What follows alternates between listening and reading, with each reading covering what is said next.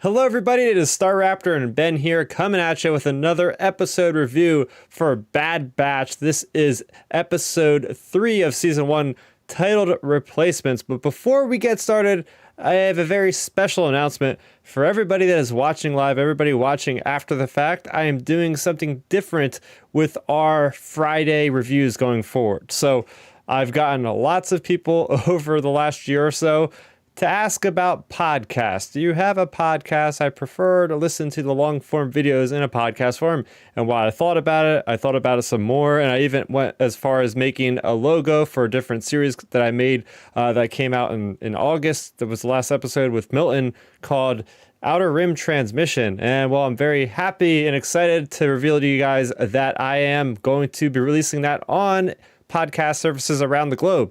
And right now, actually, you guys can go ahead and you can search on your Apple Podcast or your Google Podcast or Stitcher or Spotify, all of that, because Outer Rim Transmission, the first 7 episodes are on there right now. Now, going forward, every Friday, we've been doing the reviews, and it's been specifically reviews on the Bad Batch, but we are going to have a show that is going to encompass the greater news of the Star Wars universe, as well as continue to do our reviews. So going forward, the first hour or so, depending on how much news we have that week, we'll be breaking it down like the hottest stories and giving our perspective on what's happening in the fandom. And then we'll save the episode reviews for whatever show that is that week for the end of the episode. So for instance, like we'll be reviewing Bad Batch, and when Mandalorian comes out, we'll be reviewing Mandalorian episodes at the end of the episode or at the end of the live stream, because we are still going to be doing live streams, because what will happen is you guys can chime in. If you want to be part of the discussion, you can do so. But for those of you that, don't get a chance to watch the episode yet, and you don't want to hear the spoiler talk that we always talk about, that is going to be a great idea to download the podcast, which will go up probably around Monday morning. So you guys will start off the week, the work week, the drives and whatnot.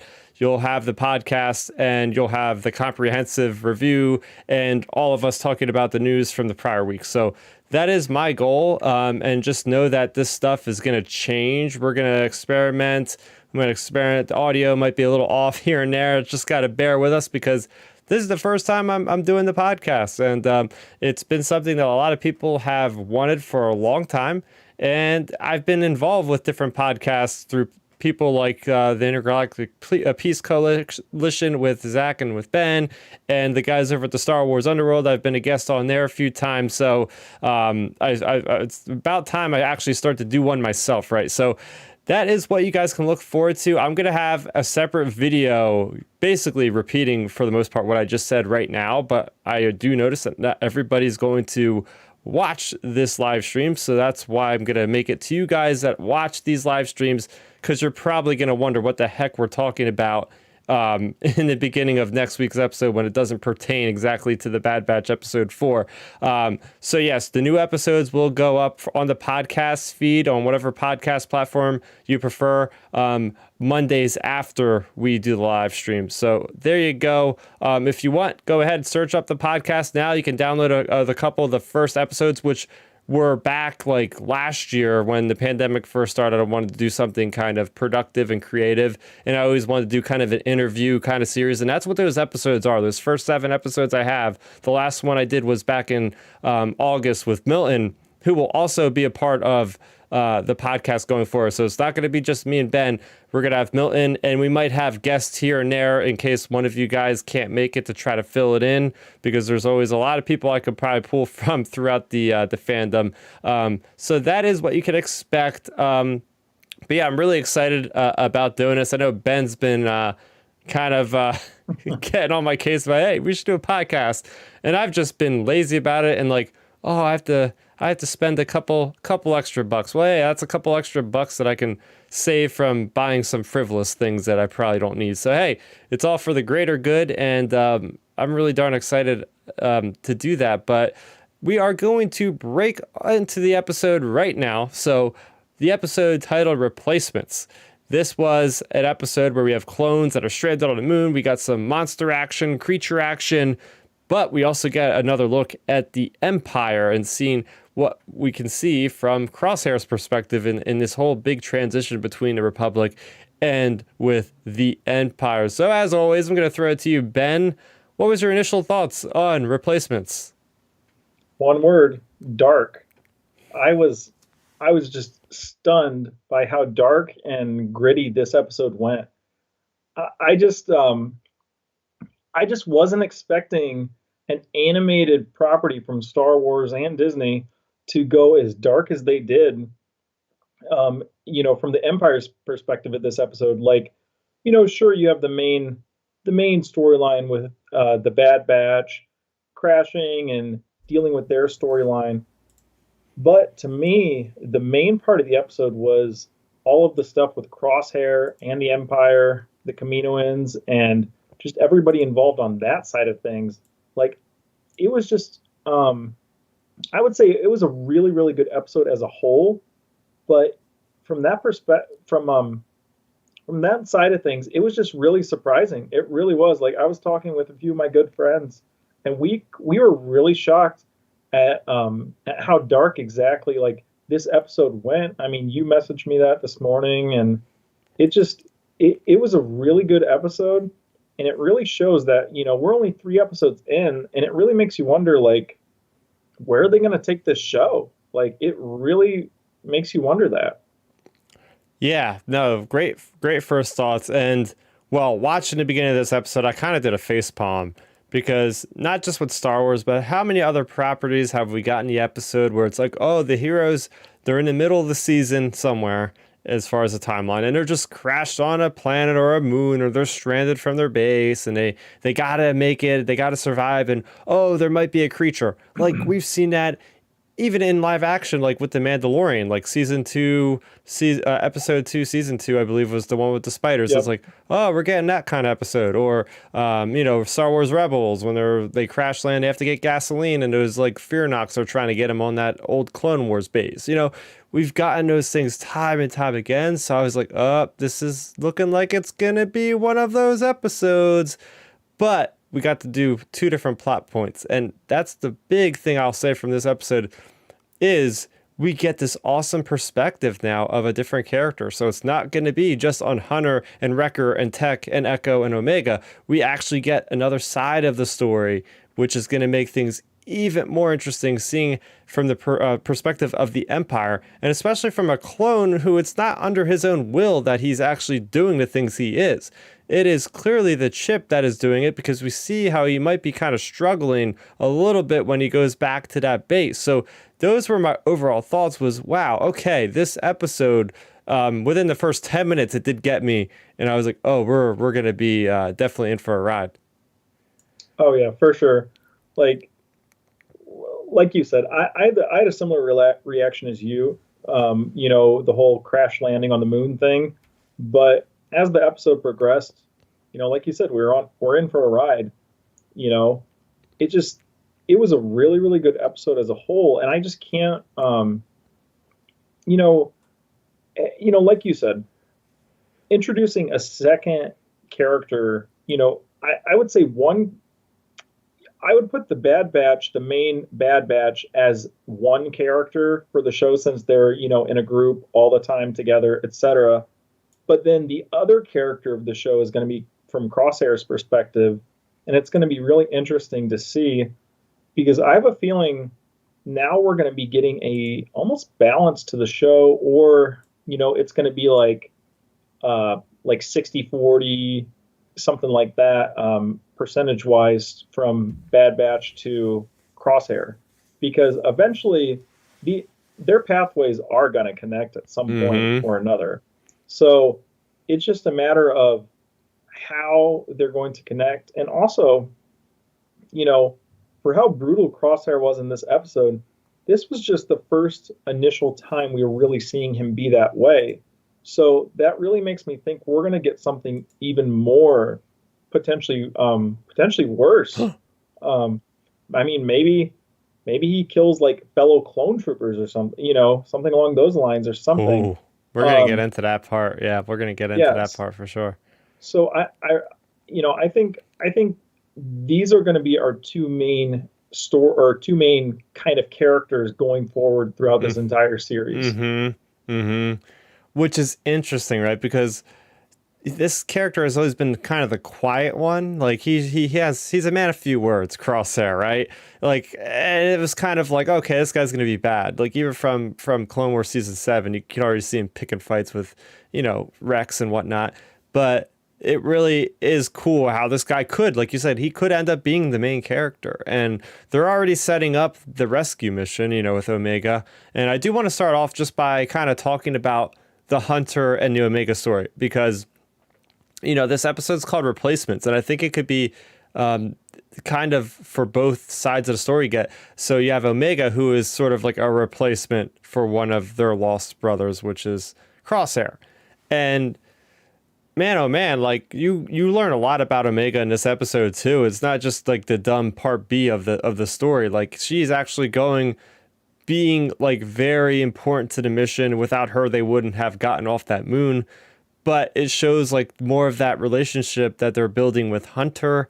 And it to me, it was done very well, as far as like having her like kind of learn from him and hunting down this creature and like doing her best to keep him alive, and just everything what they were going through. What did you feel about that part of the story? Oh, I thought it was all excellent. Even before the start of that little like mission of chasing down that creature, I think Omega had a really big character moment when she asks, the Bad Batch, aren't I a part of this squad too? And it's like, hey, I'm part of it. I'm part of it as well. So, she's getting more comfortable with the Bad Batch, like just talking back to them and showing her not cockiness, but the clone troopers have kind of like a air of confidence about themselves, and it's even showing in Omega. So I thought that was a really great part leading up to that, and then like I said, them hunting the creature down. It was really good for her character, because now for example, the last episode we have her like actually like experiencing like what the real world would be like, or an actual planet, being outside of the Camino medical facility. Yeah.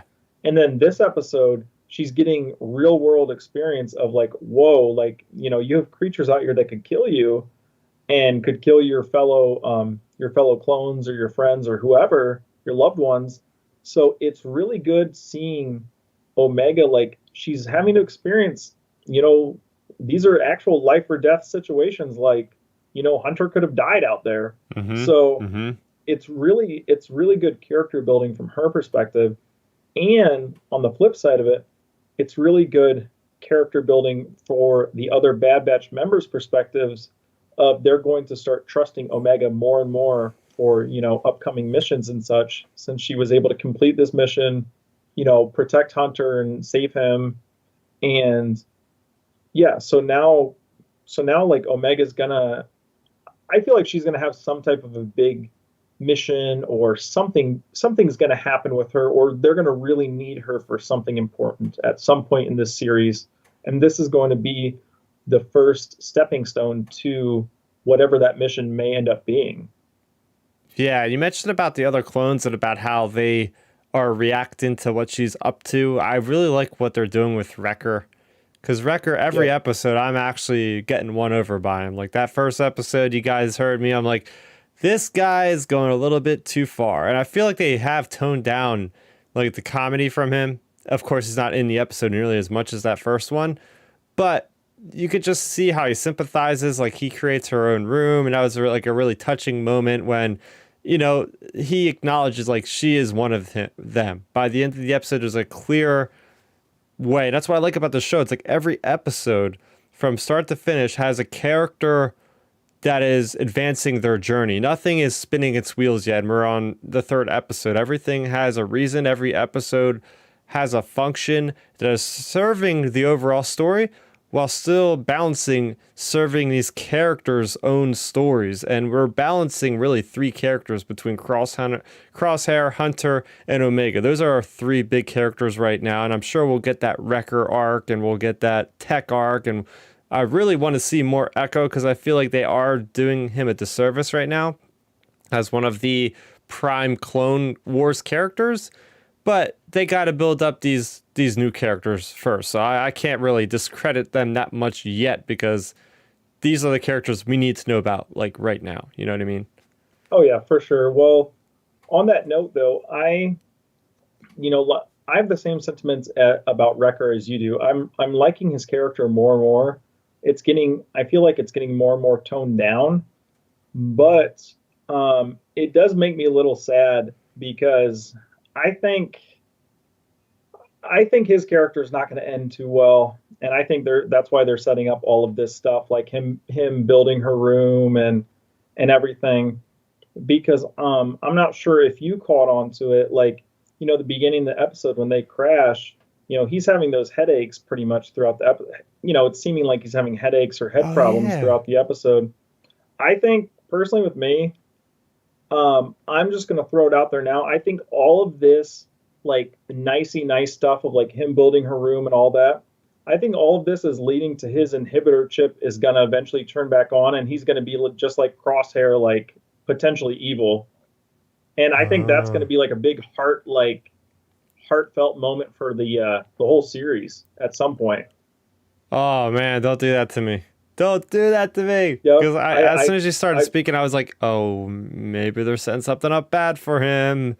No. I think it's all going to fall into place. I think next episode we probably won't hear much about the headache stuff or whatever, because I think it's going to be just little subtle things throughout this series, and eventually we're going to get to that point. Mm-hmm. That'll probably be more along the lines of like episode 9, 10, somewhere in there. Okay. Okay. Um, but yeah, back to this episode. I really think I don't know. It was just a really good point of view for the Bad Batch and all of their characters' developments. And also, I do agree with you though. I definitely feel like Echo is really getting sidelined. Um, I don't know. I feel like he's kind of just sure he's obviously doing some things, but he's still just I don't know. It just he seems like he's just kind of hanging out. Well, here's the thing, and I didn't really understand how they're going to delineate between the two, but Tech and him almost seem like they could do the same things, right? Like they're both tech oriented. Like he is Yep. basically a droid, but it's kind of like he can hack things, and so can Tech. So that's where the struggle is. If Tech didn't exist, then maybe Echo would be able to have a lot more to do. But right now they're just juggling between the two, and it's just they can't, I guess, figure out something to do for everyone right now. Now, if they were to, and they have been doing this, like they'll split up the story. Like a lot of times it is Tech and Echo who get left behind or something. Like the second episode, he had more of something to do. He was getting the data tapes and the chain code commands and all that kind of thing. But yeah, not a whole lot this episode because they had to deal with the Crosshair side of things. But before we move on to the Crosshair side of things, because that's where we're going to spend the majority of this review, that's for sure. What do you think happened with Omega in the cave with the creature? Do you think there's a reason why it didn't attack her? Because I mean, I guess I kind of understand how it works with the light, throwing the light, turning it off. It was a little bit kind of done abnormally or something. I think that part could have been done better because I didn't quite follow it. Well, from what I understood was, I guess I would think of it this way, like, the creature feeds on like energy and that sort of stuff. So I feel like Omega throwing her light and everything, I feel like that was kind of like a dog treat, So, I guess you could distract a creature with kind of like a dog treat type of thing. So I feel like that's probably why. But it was a little bit wonky. Just the way I feel like the way it was shot or the way it was sequenced. I don't know. It just felt a little bit wonky, but I mean, it worked. I mean, she completed the mission and stuff, obviously, but I feel like the sequencing for that Yeah. specific scene could have been a little bit uh, done Well, differently. that would be my main negative, and when we give this a score, I'll go over it. But yeah, that's my main Yeah. negative of this entire episode. It was just the whole thing with the creature. I feel like it somehow ended up with one of the capacitors somehow, and the fact that that the ship even sustained enough damage to crash in the first place. Like, I'm gonna have to go back and watch episode 2 because, like, did it really take that much damage from like small arms fire from a couple clone troopers? Like, because when it got damaged I and it was know, crash landing, I'm like, did they get into a fight that I didn't know about? Like in I know, between? I know when they said that, I was like, wait a second, I don't remember them getting blasted away by TIE fighters or anything. Um, so I don't know. It some of those lines did throw me off. I was like, wait, what? Yeah. So yeah. I mean, by no means was this a perfect episode. But still, before we get to the next segment here, do you think there's any chance that she's able to like control the beast with? Did it sense that she could have been force sensitive? That's what I was kind of I leading on with. Yeah, Maybe she, I think so. yeah, because Just yeah. because you already have in canon, you already have like the stuff with Ezra. Mm-hmm. I mean, and on another level, you have Anakin in Attack of the Clones Mm-hmm. with the big creature in the Geonosian arena, like calming it down. So like you have instances in canon where people are dealing with creatures with the Force, and I feel like I don't know, just the way things are going, and especially the way certain things the way this episode ended with certain storylines on the other side of things, I feel like Omega is going to end up being force sensitive. Yeah, I think it's going to be something that, again, we'll touch on as we go through the episode, because I think there's something else that they hinted at the end of the episode, which could link into that. So we're going to just cut to the chase. We're going to talk all about what was going on Camino. So I don't know about you, but like, I did not think they were going to bring in recruits this early into the show. I thought that they would be like towards the end of the season, if not maybe even season 2. But this is where we have the introduction, the first real introduction, I should say, because we've seen him in a hologram in episode 2 of this new, well, he got promoted, this admiral. And this guy, Admiral Rampart, has something called War Mantle, Project War Mantle. And when they showed this squad, I know it doesn't make sense in canon because of how old they are, but immediately my head went to, oh, is this Inferno Squad, you know? Because you Yep. have 4 characters that all could pass for each one of the characters in Battlefront 2. So I'm like, oh crap, but obviously they weren't. But what did you think about the whole interaction with Tarkin and how he's bringing in, Admiral Rampart and what they're doing? How'd you feel about all that?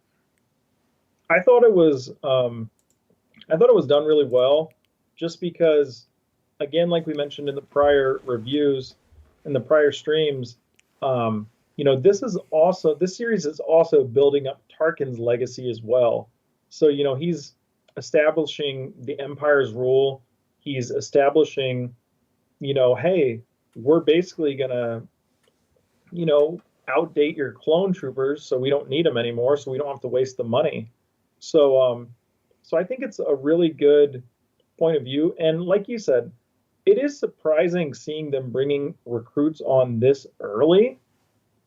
But I just, I think the way it's going to go, especially based on what happens in this episode, the way things are going to go, I think, I think we're going to end up not having recruits as early as we think, because I think these recruits coming in early potentially are going to fail, and then Tarkin's going to be like, well, we might need to like reassess this situation or whatever, and then maybe they'll use clones for a little bit longer or something, because I mean, maybe by the very last final episode of this series, it'll be all switched over to recruits.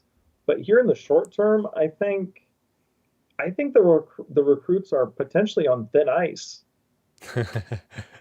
Yeah, I'm going to do a quick shout out over to the comment section. We have Ward Laverty. Thanks, man, for coming on in and watching the stream. He's saying, could we see a remnant of the true Mandalorians? I can see the Bad Batch becoming a Mandalorian clan. So, interesting thought there, man, because if you looked up, that creature is called the Ordo Jungle Dragon or no, Ordo Ordo Moon Moon Dragon. If you look up Ordo, if you're a fan of the Old Republic, Knights of the Old Republic, you got Clan Ordo, good old Canderous Ordo, the Mandalorian himself. So, hey, we went to a And Mandalorian system. They were stuck on that moon. That was a Mandalorian moon that they were stuck on. So, hey, anything's possible. If they threw in that as a little Mando Easter egg, I'm sure there's going to be plenty more, and who knows what could happen. and in Legends as well. That was actually Ordo was actually a former clone that basically went back to Camino to try to stop the de-aging process. Actually, Really? it was in like a comic or something, I remember. But yeah, that name actually was a clone trooper that went back there to try to basically stop the rapid aging. Oh, wow. Yep. So that's Interesting. another little connection. Interesting. But going back to Tarkin and this new enterprise that this admiral, I keep forgetting his name. I have to keep looking at the notes. Rampart. Rampart. Yeah, he wants to do his Project War Mantle. And I don't know about you, but when I started seeing more of the intensifying of his chip, of Crosshair ship, I don't know about you, but I'm getting some Death Trooper vibes. I know my buddy Chad, if you're watching or if you're listening, he's a huge Death Trooper fan. He's always giving me these theories about how they're going to integrate Death Troopers, the beginning of those guys, into Star Wars that we see in Rogue One later on. Did you get any kind of Death Trooper vibes, Ben? Oh yeah, I mean, for a second there, I thought someone was going to say the word Death Trooper at one point or another, Yeah. just because it did. It felt like the Death Troopers. Like I literally thought Tarkin or um, Admiral Rampart were going to say like, our Death Trooper squad or blah blah blah, like, or something along those lines, because it really had that Death Trooper feel, and especially once we got into the action, it really had a Death Trooper feel. Yeah, and that's where we're going to lead in now because they are the replacements for Bad Batch. This is what Tarkin wanted, is that hit squad that's going to go out and do the missions that no one else will. And, well, we see the aftermath. They go back to Andron. That was really cool. I like how they actually followed up on that thread line from episode 1, the premiere, and they're going down to Andron. And we see what's going on with Saul's people. Of course, he's not there. He's never there. And, well, that is where some crazy stuff happened. You alluded to in the beginning how dark this episode was, and we see Crosshair leading the troops and killing his own man because he was being insubordinate, just questioning his orders, not even being violent, just shoots the guy, and that scares everybody into doing what he wants. Oh yeah, I mean, it didn't scare me, but it surprised me. I was like, whoa. Like he literally just turned and shot his own, a brand new recruit. Yeah. Yeah. And it literally made me go, wow. So we're going here Yeah. with this show? Yeah. Like I was like, okay, I'm down with that. And then also with that whole scene, the whole dialogue back and forth, it already shows the chinks in the armor of recruits. Like they're already questioning orders, questioning the humanity of like, should we be, slaughtering all these people or not? Or should we just follow orders? And it's already showing the chinks in the armor of, having recruits versus clone troopers who will just do anything. Yeah, and just talking about the way the action is portrayed of what they're doing, they're actually showing people getting shot. Like it's not people like that have helmets. Like they're showing like the pilot in that ship. And by the way, I like how they included the LAAT landing craft. I like seeing that ship, and I'm actually going to own it next week in Star Wars Legion. The model is almost at my house. I can't wait to put that thing together. It's going to be great. But seeing the guy get like sniped out of the cockpit, just like slumping over dead, and then actually seeing or hearing like the people getting killed by like the the flame troopers and everything. You hear the people screaming. I'm like, oh crap. Like obviously they're not showing it, but like just hearing it is almost as bad because you know what's happening and there's no mercy on these poor people. They're just killing innocents. Oh yeah, it was crazy. I was so floored by that scene. Like you said, the flamethrower troopers, the sniping, like all of that, all of the way it was shot, in total opposite contrast to that cave scene earlier in the episode. the way this was shot was crazy good. Like I was so impressed that they went there with an animated Star Wars show. I just I think you know um it's definitely in like the top five darkest things in Star Wars, Yeah. just in general on screen. Because I mean, up there you have Rogue One, Vader, Anakin burning, um, and the younglings, and then this. Like, that's right up there. Like, I was just stunned by how dark they went. They went with it because we've seen a little bit, a little bit in Clone Wars, when you had Aura Singh taking those hostages and killing Uh-huh. some of them. But Uh-huh. other than that, we've never seen that type of violence, like just straight violence and Yeah. clone troopers just taking people out, and Crosshair being as ruthless as he was when they got the final prisoner from the village area. You know, he was asking where Saw Gerrera was, and she didn't know, and he literally just straight up shoots her. Oh yeah, I forgot about that. How He, can I forget about that yeah, part? yeah, because she was like, yeah, she was like, I don't know where he is, and it shows him shoot her. He shoots her right on camera, and she just falls over dead. And you're Holy and it's just like, whoa. And he literally says, well, then you're no use to the Empire, and she just falls over dead, and it's like, holy cow, like this is where we're going. Like, don't get me wrong, I don't have a problem with it because it's great seeing Star Wars basically really walk that tightrope line. I love it. Um, but it was just crazy. Like, sure, that entire sequence, like Crosshair killing his own guy, that was intense. Him, all the people getting slaughtered and everything else. But him shooting that final prisoner like that was crazy. Oh my gosh, I know. That's the thing, right? It's like people can automatically pass off like the animated stuff as, oh, that's just kiddie stuff. Well, you've never watched the Clone Wars because the Clone Wars, people were getting force choked, like people were getting tortured to death, people were getting beheaded.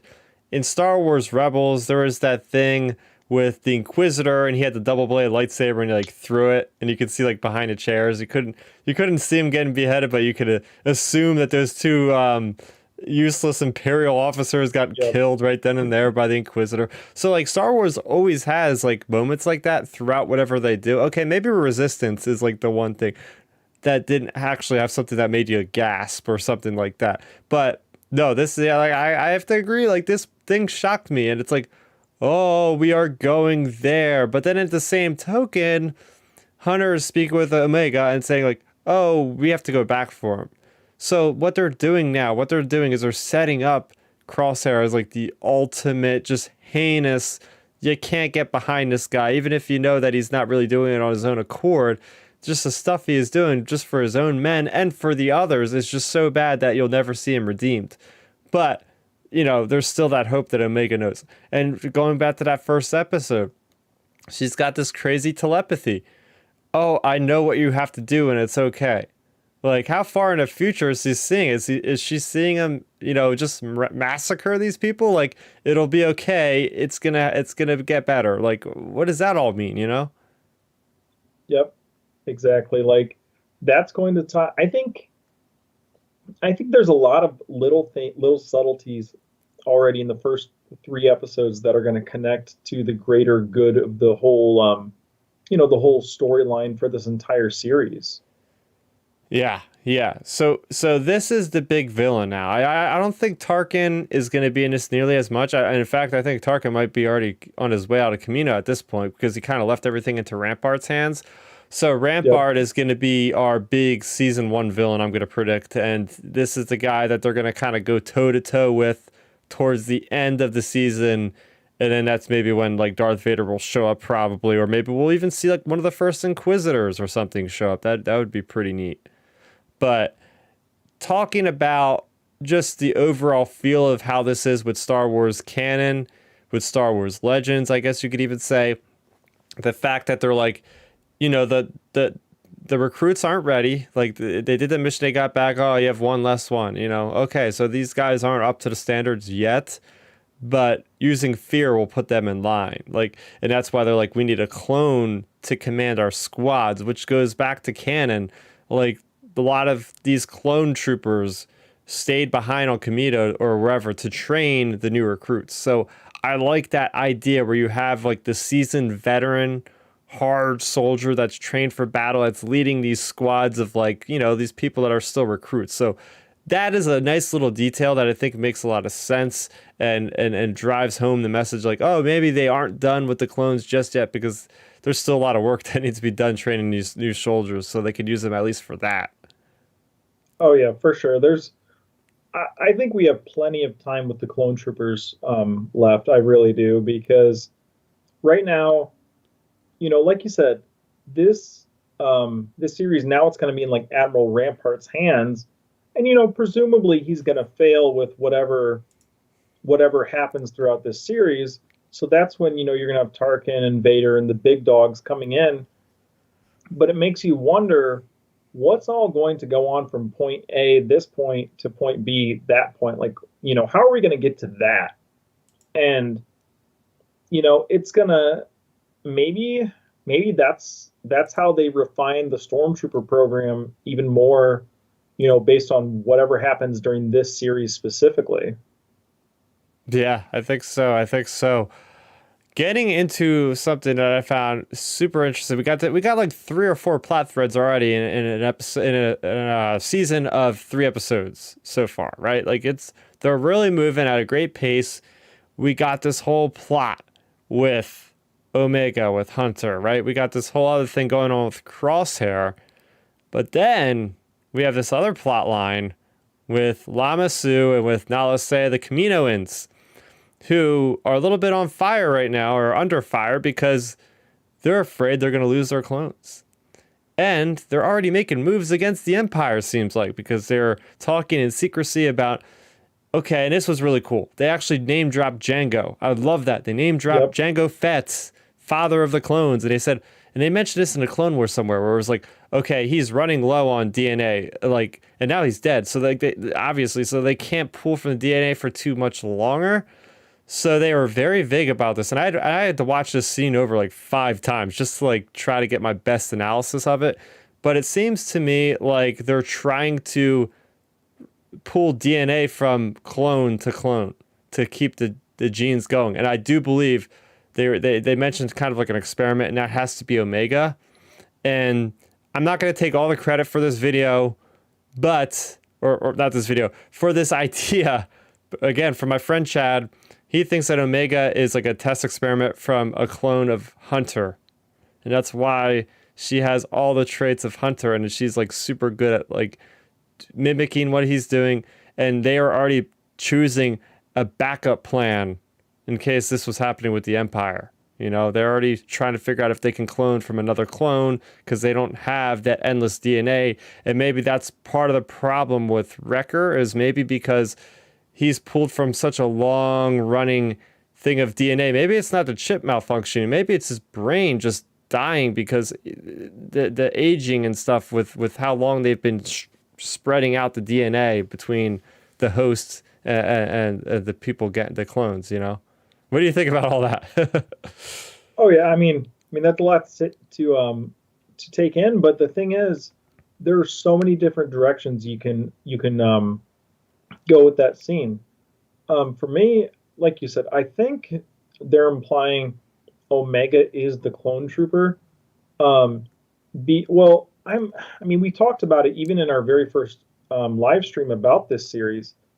Is Omega the last clone? Is she the last one?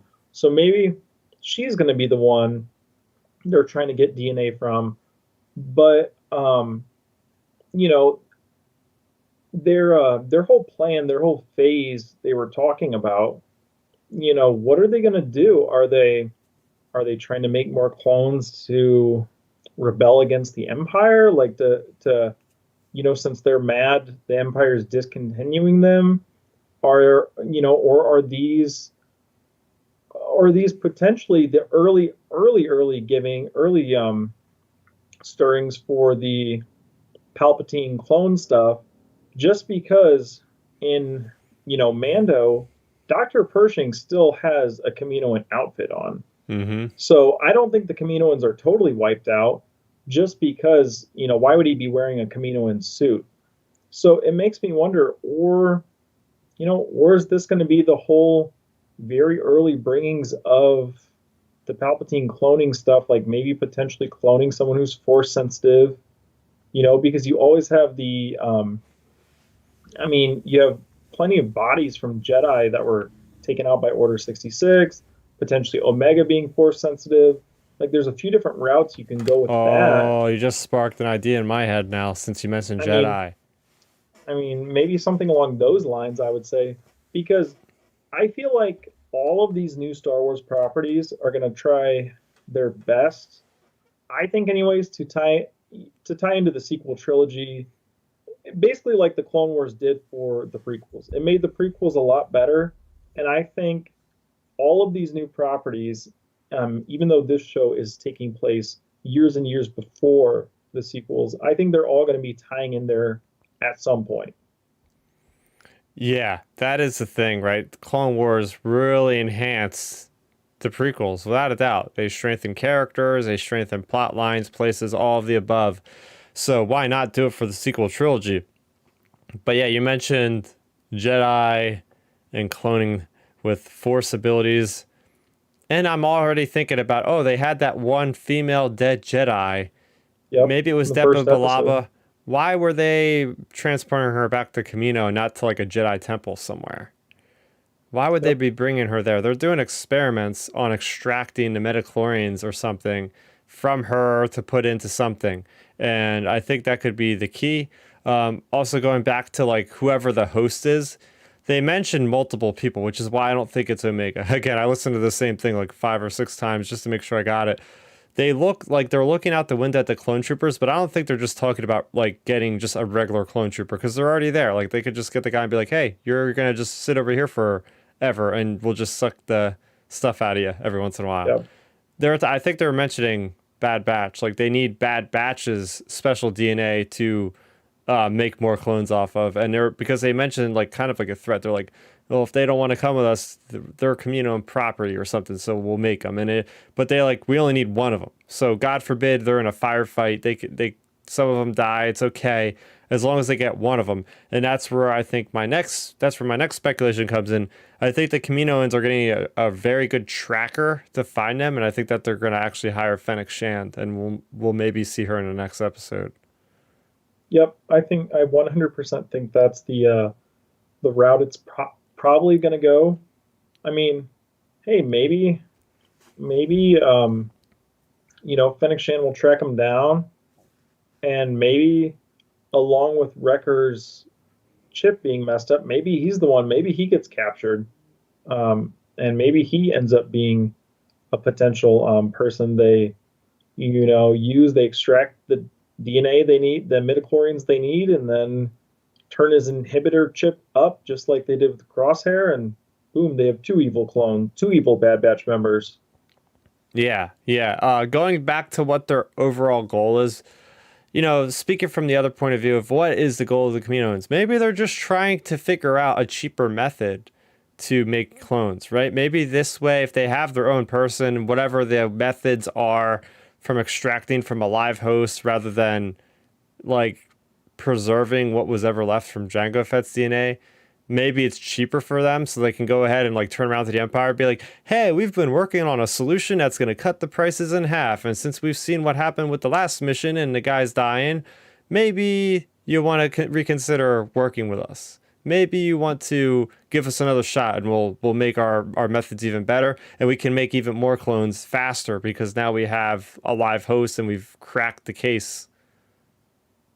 Oh yeah, I think that's a possibility as well, because it always comes back to the reality of like, we're Star Wars fans, so we majorly overanalyze every little second of every little thing. So maybe just viewing it on the surface as like, hey, maybe they're just trying to figure out an alternative type of clone trooper for the Empire that's cheaper and that'll work. And maybe that's what'll happen. I mean, there's a potential for that. There's a potential for the Palpatine clone stuff. There's so many different routes, and especially you know like like they can go anywhere now with this show. After them being so violent with this episode, Mm-hmm. it really shows they can take any plot point and go anywhere. Like we could connect to the sequels, or we might not. We could connect to force sensitive clones. We might not.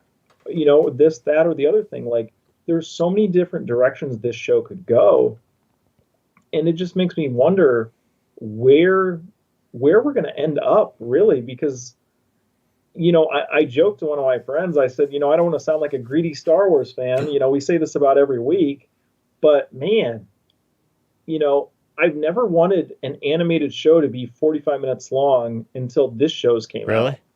Oh yeah, Oh. because this show's really hooked me. Like I would not mind this show being 45 minutes one bit.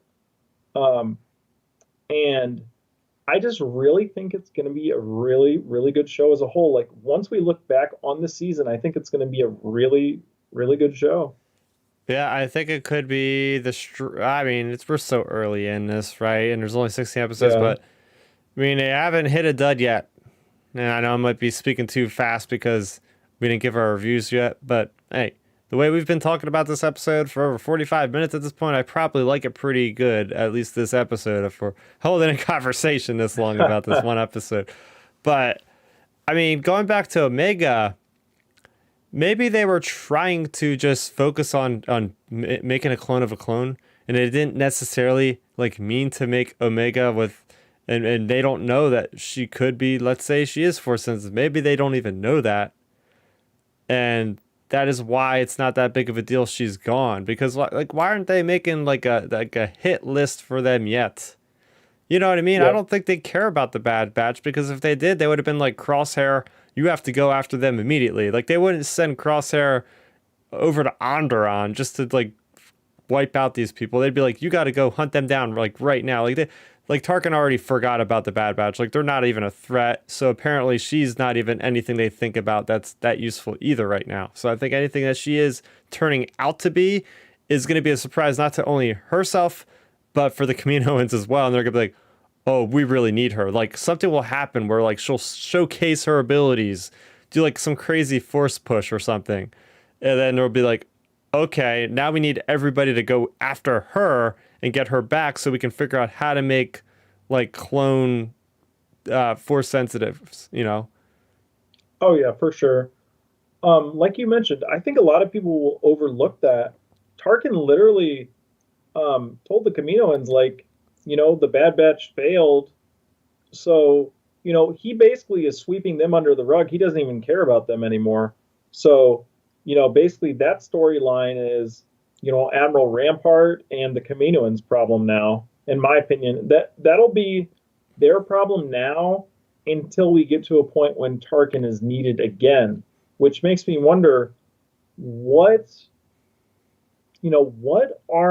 what will the Bad Batch do that's going to cause Tarkin and Vader to come back into this series, because they will be in this series at some point. It's just a matter of what will pique Tarkin's interest again, or maybe here's the other side of it. Maybe the Bad Batch does some incredible mission, like they beat these elite stormtroopers, and they beat maybe another squad of these elite stormtroopers. And Tarkin's like, you know what? We might need to turn up those inhibitor chips on those Bad Batch guys, and let's get those guys back in here. Yeah, yeah. That could be. I still go back to my theory about somehow the word's gonna get out that Omega is a VIP, and they're gonna spend every resource they can Yep. get because Moff Tarkin is not gonna want this creation going around and have it like because he could use that as favor for the Emperor, right? He's only an admiral right now, right? Like he's not in the greatest graces of the Emperor. He's only an admiral. Like he has plenty of ranks to move up. He's looking for a promotion. It's like, hey, if I know there's a clone sensitive person out here, I'm gonna see to it personally that I succeed in getting this person, delivering her myself to the Emperor. So I think we're gonna see probably more Tarkin in this series than we've done in any other series. I mean, it's been 3 episodes. We've seen him 2 out of the 3. I think he's going to be kind of a reoccurring character, not every episode, but especially towards the end of the season, I could see him being very crucial. Oh yeah, he definitely will be. And I'm not going to lie, for a second there, before they said Admiral Rampart, even though he didn't look anything like him, for a second there, I thought they were going to say Krennic. Um, Oh, I did for a half second there. I thought he was going to say Director Krennic or something. yeah, yeah. I think there's going to be plenty of other familiar names, both from Legends and canon. I think that could make appearances because I mean, playing in this sandbox during this time, the dark times of Star Wars, there's so many up and coming characters that don't become a big thing until like the events of A New Hope. Hey, maybe we'll see like an Admiral Ozzel, or like at that point, like maybe like Captain Ozzel, or like Ensign Piet or something like that. Like there might be like little like Easter eggs like for the hardcore fans to be like, I know that guy, you know? Oh yeah, I think we'll get little Easter eggs like that potentially. I mean, hey, maybe we even get the old guy, the admiral that was in Rise of Oh Skywalker. my Maybe he was gosh, Kennedy? Oh no, yeah, that Kennedy. Yeah. that's from Last Jedi. Um, oh, Oh, you're Last talking Jedi. Yeah. about Allegiant General Pride. Yeah. Yep. Him. Maybe we get him Oh, like really young. or I want to I see mean, somebody like Brendel Hux, who is like one of the lead people for the First Order. yep. That would be sweet. See a young Private Sloan or something like that. Yeah, because all the age ranges match up right now. It's like a perfect time just to throw them in there. This could be like that show where just like all these characters show up and we're just shouting at the TVs, just yeah, or the tablets, yeah. Well, and see, this is the perfect thing about this show is like, we mentioned it with The Mandalorian. John Favreau and Filoni both talked about how they want to include everybody, but still make it, kind of inclusive for fans as well who, consumed all the content. So I feel like this show is very similar where as a potential being similar because you can introduce characters like that, like Pry or Hux or whoever, and you know, they can just be name dropped, but they don't have to stand here with a sign and go, "Hey guys, I'm in the movie that comes out about 20 years from now or 30 years from now." Like, they literally can just name drop them, and for people that know them, they know them. For people like, your parents who may be watching this, they just view it as another imperial officer. Like, Uh-huh. Uh-huh. that type of stuff is really good payoff for the fans, in my opinion. Um, and that's why we consume all this content. Certainly is. Well, I believe I've brought up everything that I wanted to mention, other than the fact that the opening scene made me laugh because, again, another hardcore reference in there to one of those ration cases that Luke Skywalker is eating on Dagobah when Yoda just like steals the little stick, the little breadstick from, or whatever the heck that thing is. I had cracked up at that for the beginning of the episode. Oh yeah, same here. I thought that was great. I feel like that was definitely the biggest Easter egg for sure. Um, and then like we mentioned with the Ordo Moon Dragon, the connections to in canon and then to Legends. It's cool how it connects to both of those. Just the name itself. Yeah, it had that really neat effect too, like when it swallowed the flashlight thing, like it just started having like the impulses throughout its body. That was really neat. Cool touch there for the animation. Oh yeah, for sure. Yeah.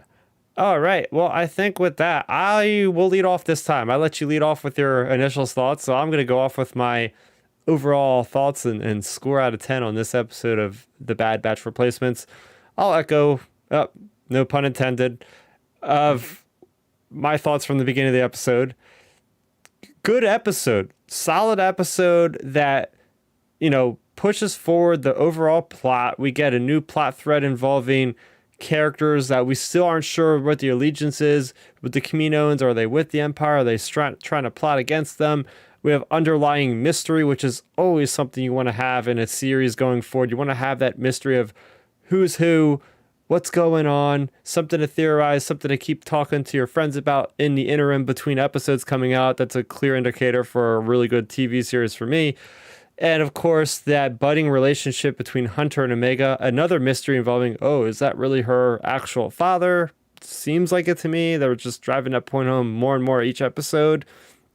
And obviously, just everything with the Imperials was so fantastic. Seeing from that perspective, seeing the shock and awe that they actually gave to all of us that watched the episode of, oh my gosh, this show is really getting dark really fast. It's opening up the doors for plenty of storytelling. Now, it wasn't a perfect episode. I mentioned a few times during this, the whole plot thread with the creature. I wasn't even sure what was going on. Why the heck did it have the capacitor in its mouth? Well, how did it react the way it did to Omega? Things like that just kind of rubbed me the wrong way. So, I mean, I don't think I could give it as high as a score as the first two episodes, but I think I will go as far as saying this is a good old 7.5. It's a good episode. I enjoyed it, and we're going to keep going strong through this season because right now we got a new villain. We got things going on all over the place between the clones, between the Imperial recruits, which we got into already. So there's lots of things moving. But yeah, very much enjoyed this episode. I can't wait to watch it again. Oh yeah, this episode, it was a lot of fun. It really brought a lot of tones to Star Wars that we were both really surprised about how dark they would actually take it. And I just thought it was really good as a whole in terms of the story. Well, more of the character development. Really good character moments, building moments for Omega and for the Bad Batch, learning to trust Omega and allow her to be an actual Bad Batch member. So I feel like moving forward, we're going to see a lot. Her she'll basically get a lot more responsibilities. I feel like throughout this series, you have that side of things, and then on the other side of the coin, you have the whole storyline with the Empire. You have Crosshair, dealing with, his actions, because sure, he went and destroyed that entire village, but he also, you could tell he wasn't purely evil based on the way the episode ended with him in the room of where his former Bad Batch members were. So that's going to be an interesting story thread to follow. And then, of course, the Kaminoan storyline, that's like the C plot storyline, but that's going to eventually wrap around at some point in this series, one way or another.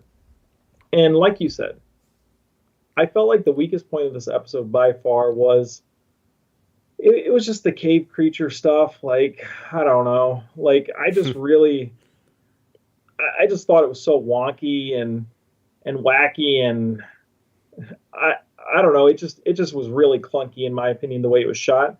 And it's so crazy that we're talking about the way that scene was shot to, then on the flip side of it, a few minutes later, look how brilliantly the scene was shot with Crosshair and the elite stormtroopers on Onderon. It was just a total 180. So I don't know. Just I hope we don't have any more crashing creature scenes like this. Or if we do, hopefully it's only one more episode. But even with all of that being said, I thought it was a really good episode as a whole. And ironically, I had in mind this was going to be a 7.5 for me as well. Man, we are always on the same brainwave. We all got the inhibitor chips in our brains, I know, interlinking I literally across have the country. 7.5 wrote down right here on my notes, actually. But, and here's the thing. We give these scores, we talk about the shows or the episodes rather, but comparing this to a show like The Mandalorian, which so far every season's had 8 episodes, we would grade that a little bit more harshly. We're comparing two separate things because The Mandalorian, first, it's live action. Second, it would have half the episodes that Bad Batch has had per season. So for Mandalorian, it's okay, if there was an episode like where it's just creatures, like the second episode, it was what are they doing here? I'm getting worried. It's early in the season and it's spinning its wheels already. What's going on? At least the Bad Batch has more room to work, but it actually still had really good plot storyline going on with the part B. And that's what's nice about this. I know The Mandalorian, most of the time it's really just always focus on Mando. It doesn't cut to any place else. It's always on him. And that's why I was very excited about this episode, because it's like, oh, they just blew open the doors. They just blew open the doors to have storytelling across different planets, different characters. Hey, maybe we'll actually get a storyline on Fennec Shand. Maybe we'll be following her. Maybe we'll get an entire Fennec Shand episode, something like that. Or the sky is the limit. So they've set that precedent. So that makes it incredibly enticing for me going forward. There you go. I was going to say one more thing along with that. I really think that a series like this, like you said, compared to Mando, it only being 8 episodes, we do have to grade it more harshly. Just because, like you said, it's the whole thing of, hey, we only have 8 episodes, which is only about 3 hours worth of screen time. Like, what are we doing here? We have to keep this moving. But a show like this, since it's 16 episodes, or Rebels, like Rebels, for example, it was 20 or 22 episodes. Mm-hmm. Like shows like that, or even this, this show only being 16 episodes, to me, you have about 2 to 4 episodes to play with. In my opinion, you can play with about a quarter of the season when it comes to a show like this, just because you have so many episodes. Is what I would have to throw in there. Yeah, and here's the thing, right? That other stuff was on cable TV. They are mandated, I guess, or whatever the word is in the entertainment business, to do at least 22 episodes probably. So they might have had a story for 15 of those, and they said, "Oh crap, what are we going to do for the other 7?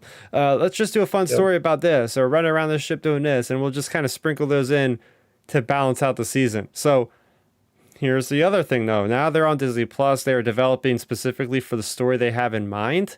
So I think that'll be a thing of the past. We're not going to get those creature episodes that we did like in Resistance and we did in Rebels and even Clone Wars. So this episode, or this season here, this very first season is going to be our barometer going forward for any of the animated Star Wars series going forward. Whatever we learn from season 1, maybe even season 2, hopefully there is more than one season, that's what we can expect going forward. So just overall good quality content, not focus on the quantity, but rather the quality instead. So very excited about that.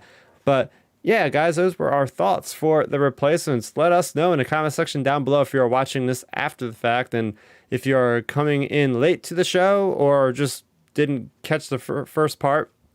We are changing things up. Next week, we will be talking about episode 4 of The Bad Batch, but we're going to have more of an over-encompassing news kind of podcast. We are doing a podcast. You'll be able to catch it the Monday following these episodes. But we are going to talk first about the news, same time, same place on the channel, 9 o'clock. We'll be talking about the news, and then we'll transition into our reviews held for the end of the episode, partly in because if you guys just want to hear the news live, you could do so without getting spoiled if you didn't watch the episode yet. So that is the plan. So hopefully you guys can all make it next week. Very much looking forward to that. And if you do want to start downloading some of the episodes by backlogged episodes of Outer Rim Transmission, that is going to be the title for next week's episode going forward. It's going to be Outer Transmission 8, 9, 10, yada, yada, yada. That is going to be where our reviews will be for the series going forward on Disney Plus. So again, it'll be me, Ben, and it'll be Milton talking every week going forward about Star Wars news and the latest in the on-screen stuff. So very much looking forward to that project finally getting off the ground. It's been a little bit of a coordination, but hey, I think I'm gonna have a good time doing it. I hope you guys enjoy watching and listening to it. Oh yeah, it's going to be a lot of fun, and I think everyone's going to have a blast. Heck yeah. So with that being said, that's going to do it for me, for Ben, and for everybody watching live and after the fact. Thanks so much, and make sure you do subscribe to the channel and to the podcast, Outer Rim Transmission, on Apple Podcasts, on the Google Podcasts, on Stitcher, pretty much on anything you can type in for a podcast. We should be on there right about now. So go ahead and support the channel that way as well. So that's going to do it for us. Thanks for watching, and may the Force be with you always. Alrighty.